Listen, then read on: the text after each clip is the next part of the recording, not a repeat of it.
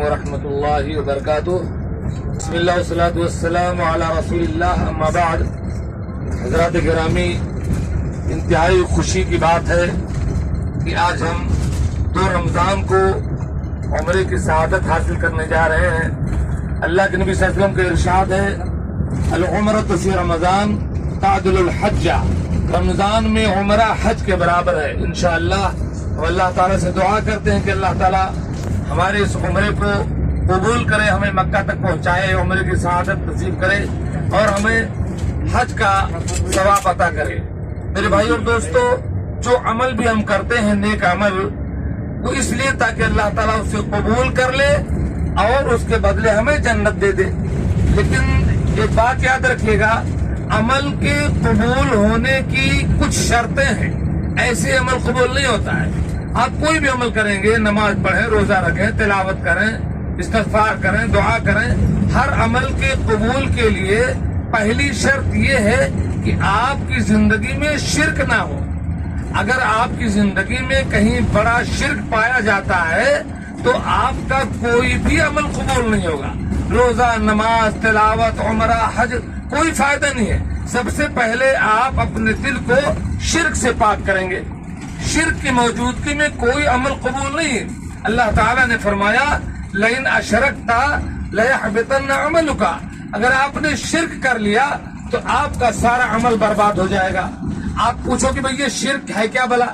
اکثر لوگ جانتے ہیں شرک نہیں کرنا چاہیے، شرک حرام ہے، لیکن اگر ان سے پوچھیں کہ شرک کیا ہے تو نہیں جانتے۔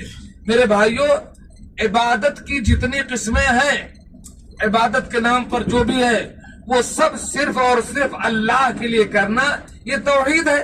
جیسے رکوع، سجدہ، نظر و نیاز، ذبح کرنا، قسم کھانا، فریاد کرنا، مشکل میں پکارنا، اولاد طلب کرنا، شفاعت طلب کرنا، یہ ساری کی ساری چیزیں عبادت ہیں، یہ صرف اللہ کے لیے کی جائیں گی۔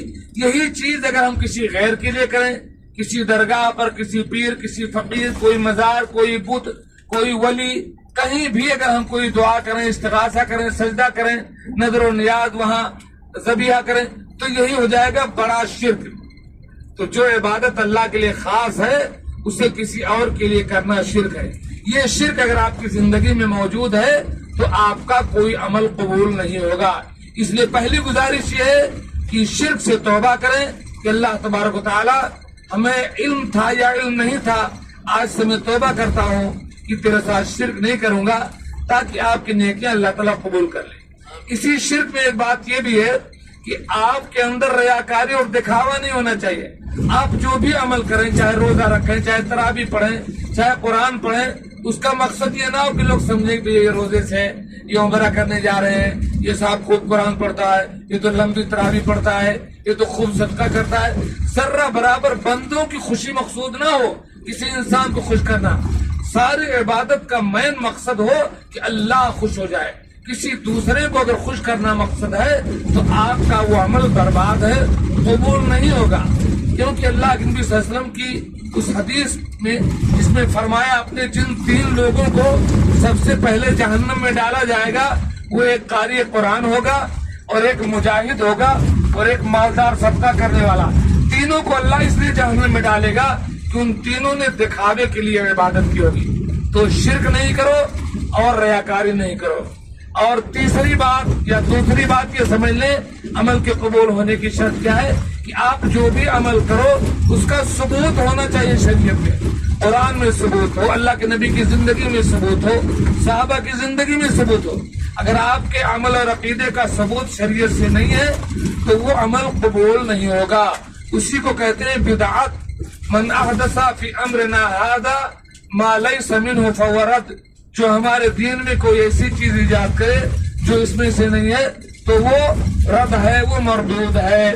اس لیے ہم آپ سے گزارش کریں گے کہ شرک سے توبہ کریں، ریاکاری سے توبہ کریں، اور بدعات سے توبہ کریں سب سے پہلے، تاکہ اللہ تبارک و تعالی ہماری عبادتوں کو قبول فرمائے۔ اور پورے راستے میں آپ جانتے ہیں مسافر کی دعا اللہ تعالیٰ رد نہیں کرتا ہے، اور روزے دار کی دعا رد نہیں کرتا ہے۔ تو آپ روزے کی حالت میں، سفر کی حالت میں خوب اللہ سے دعا کریں، اپنے لیے دعا کریں، اپنی اولاد کے لیے دعا کریں، اپنے دوست احباب کے لیے دعا کریں، اپنے ماں باپ کے لیے دعا کریں، اپنے ملک کے مسلمانوں کے لیے دعا کریں، ساری دنیا کے مسلمانوں کے لیے دعا کریں کہ اللہ تبارک و تعالیٰ ہمیں خوشیاں نصیب کرے، ہماری زندگی کو اس رمضان میں سنوار دے، ہمارے بچوں کو اللہ تعالیٰ خوشیاں دے، انہیں نیک اور صالح بنائے، ہمارے ماں باپ کو اللہ تعالیٰ صحت و عافیت دے، اگر وہ چلے گئے ہوں تو اللہ انہیں جنت دے۔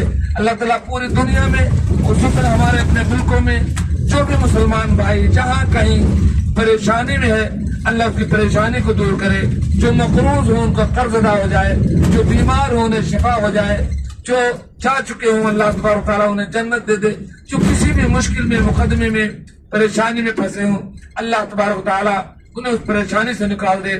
اللہم لا تدع لنا ذنبا الا غفرتہ ولا ہما الا فرجتہ ولا دینا الا قضیتہ ولا مریضا الا شفیتہ ولا میتا الا رحمتہ ولا عقیما الا رزقتہ ولا ضالا الا ہدیتہ ولا مظلوما الا نصرتہ ولا ظالما الا قسمتہ ولا مبتلا الا عافیتہ ولا حاجة لنا من حوائج الدنيا لنا فيها صلاح ولك فيها رضا إلا قضيتها ويسرتها يا أكرم الأكرمين۔ السلام عليكم ورحمة الله وبركاته۔